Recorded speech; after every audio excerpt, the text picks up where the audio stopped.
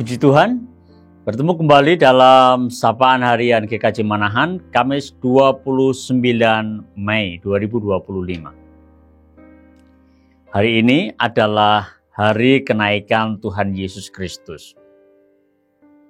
Bapak, Ibu, Saudara, dan anak-anak, kita merayakan hari kenaikan Tuhan Yesus Kristus.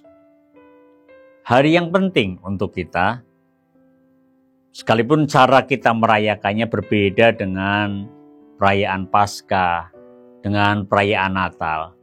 Penting karena ini menjadi tonggak bagi kita, gereja, berkarya, melanjutkan karya keselamatan Tuhan Yesus Kristus.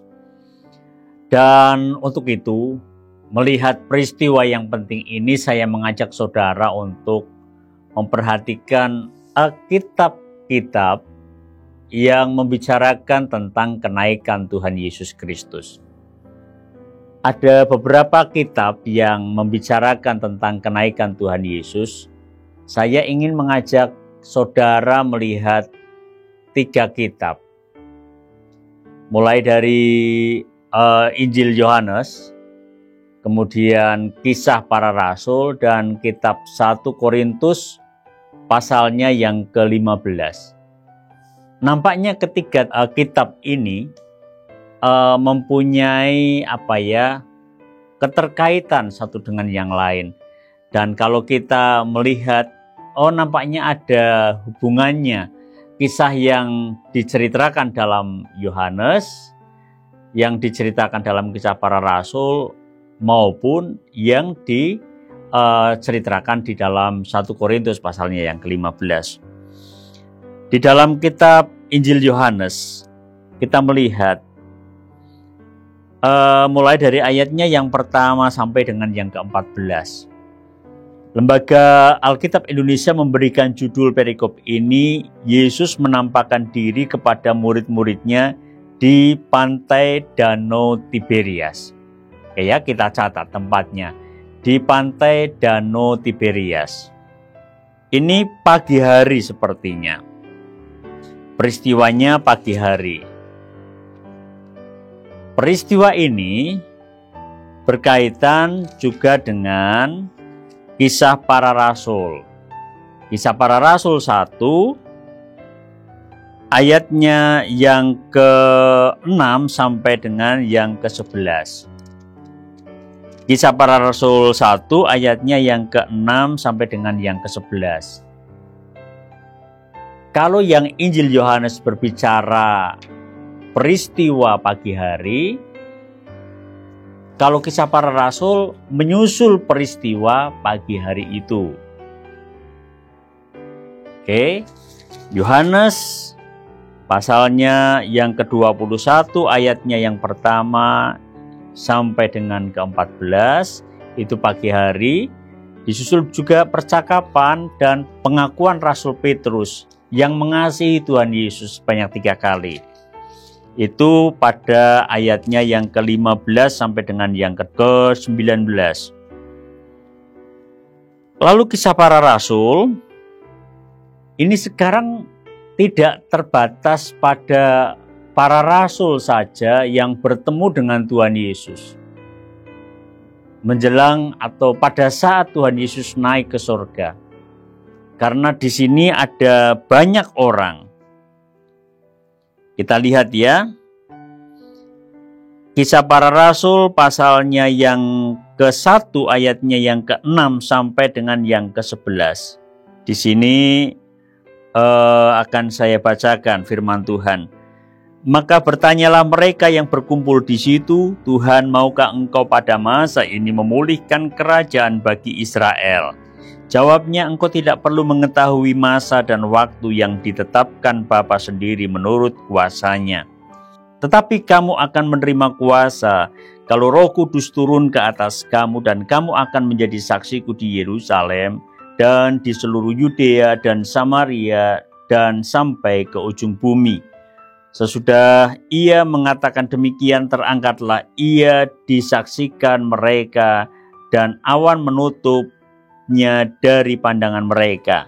Ketika mereka sedang menatap ke langit, waktu ia naik itu, tiba-tiba berdirilah 2 orang yang berpakaian putih dekat mereka dan berkata kepada mereka, "Hai orang-orang Galilea, mengapakah kamu berdiri melihat ke langit?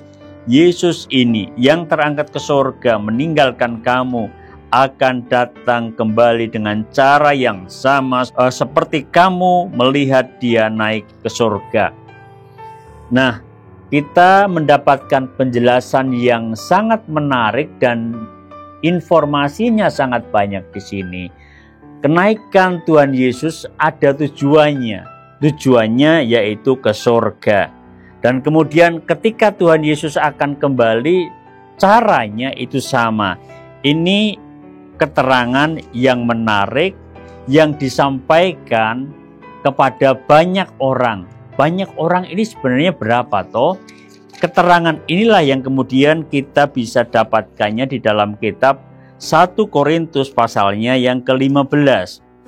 Di dalam 1 Korintus pasalnya yang ke-15 kita bisa melihat, karena apa yang dikisahkan dalam 1 Korintus 15 ini nampaknya keterangan lebih lanjut mengenai jumlah berapa orang yang berkumpul pada saat kenaikan Tuhan Yesus Kristus ke surga. Firman Tuhan mengatakan demikian. Dan sekarang saudara-saudara, aku mau mengingatkan kamu kepada Injil yang aku beritakan kepadamu dan yang kamu terima dan yang di dalamnya kamu teguh berdiri. Oleh Injil itu kamu diselamatkan, asal kamu teguh berpegang padanya, seperti yang telah kuberitakan kepadamu, kecuali kalau kamu telah sia-sia saja menjadi percaya. Sebab yang sangat penting telah kusampaikan kepadamu, yaitu apa yang telah kuterima sendiri ialah bahwa Kristus telah mati karena dosa-dosa kita sesuai dengan kitab suci, bahwa ia telah dikuburkan dan bahwa ia telah dibangkitkan pada hari yang ketiga sesuai dengan kitab suci, bahwa ia telah menampakkan diri kepada Kefas dan kemudian kepada ke-12 muridnya. Sesudah itu ia menampakkan diri kepada lebih dari 500 saudara sekaligus. Kebanyakan dari mereka masih hidup sampai sekarang, tetapi beberapa di antaranya telah meninggal. Ini yang saya maksud, ayatnya yang ke-6. Keterangan mengenai jumlah orang yang berkumpul pada saat kenaikan Tuhan Yesus Kristus. Dan penjelasan yang lebih menarik di sini adalah tentang kemana ia berada. Ketika Tuhan Yesus Kristus naik ke surga, ia ada di mana? Di sini dijelaskan tentang tempat yang diberikan Tuhan Allah kepada Tuhan Yesus Kristus. Nah, Bapak, Ibu, Saudara, dan anak-anak, 3 bagian kitab ini yang memberikan penjelasan, informasi kepada kita tentang kenaikan Tuhan Yesus Kristus. Kiranya dengan menekuni dalam kita membaca Alkitab terkait dengan kebangkitan Tuhan Yesus Kristus, terkait dengan kenaikan Tuhan Yesus Kristus akan menambahkan pengertian kita dan rasa takut kita akan Tuhan Yesus Kristus, Juru Selamat kita yang hidup. Mari kita berdoa.